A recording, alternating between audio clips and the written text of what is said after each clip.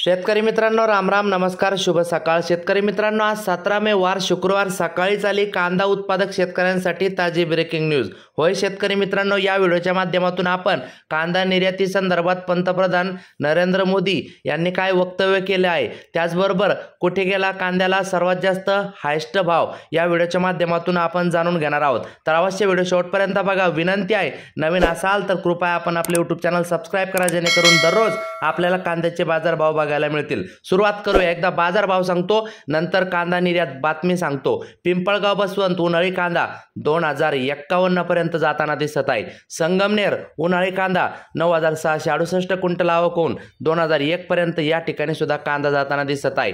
त्यानंतर चांदवड उन्हाळी कांदा 7200 क्विंटल कांद्याची आवक होऊन 2016 रुपयापर्यंत कांदा जाताना दिसत आहे. त्यानंतर जुन्नर ओतूर उन्हाळी कांदा 5724 क्विंटल आवक होऊन जास्तीत जास्त 2210 रुपयापर्यंत भाव जाताना दिसत आहे.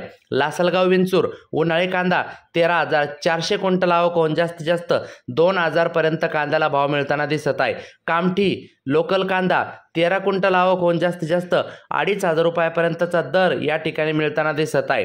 त्यानंतर पुणे लोकल कांदा 13596 क्विंटल कांद्याची आवक होऊन जास्तीत जास्त 2000 पर्यंतचा भाव मिळताना दिसत आहे. हिंगणा लाल कांदा 2 क्विंटल कांद्याची आवक होऊन जास्तीत जास्त 2000 पर्यंतचा भाव मिळताना दिसत आहे. त्यानंतर पेन लाल कांदा सर्वात जास्त हायस्ट 2600 रुपयापर्यंत भाव जाताना दिसत आहे. त्यानंतर सोलापूर लाल कांदा 18074 क्विंटल आवक होऊन कांद्याला 2500 रुपये हा जास्तीत जास्त दर मिळताना दिसत आहे. खेड चाकण 185 क्विंटल कांद्याची आवक होऊन जास्तीत जास्त 2000 पर्यंत दर मिळताना दिसत आहे. त्यानंतर सातारा 374 क्विंटल कांद्याची आवक होऊन जास्तीत जास्त 2000 पर्यंतचा भाव मिळताना दिसत आहे. त्यानंतर चंद्रपूर गजवड 386 क्विंटल आवक होऊन जास्तीत जास्त 2500 रुपयापर्यंत कांदा जाताना दिसत आहे. त्यानंतर पुढील बाजार समिती मुंबई कांदा बटाटा मार्केट 11718 क्विंटल कांद्याची आवक होऊन जास्तीत जास्त 2000 पर्यंतचा भाव या ठिकाणी मिळताना दिसत आहे. कोल्हापूर बाजार समितीमध्ये 3471 क्विंटल कांद्याची आवक होऊन जास्तीत जास्त 2200 दर मिळताना दिसत आहे. बातमी बघा, पूर्ण समजून घ्या. गेल्या 10 वर्षात कांदा निर्यातीत 35% वाढ, पंतप्रधान नरेंद्र मोदी यांचा पिंपळगाव बसवंत येथील सभेत दावा. मित्रांनो, नाशिक विभाग कांदा क्षेत्र कांदा द्राक्ष शेतीसाठी प्रसिद्ध आहे.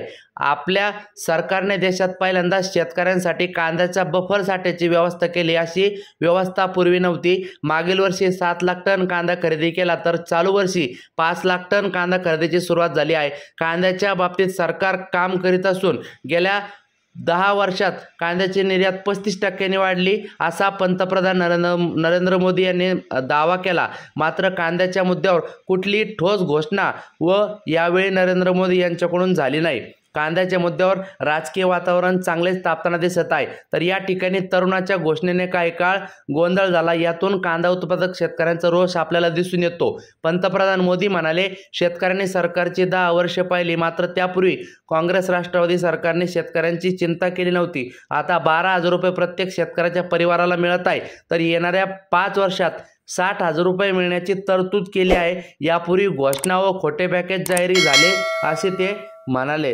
भेटूया पुढच्या व्हिडिओमध्ये. या व्हिडिओसाठी इतकंच. धन्यवाद.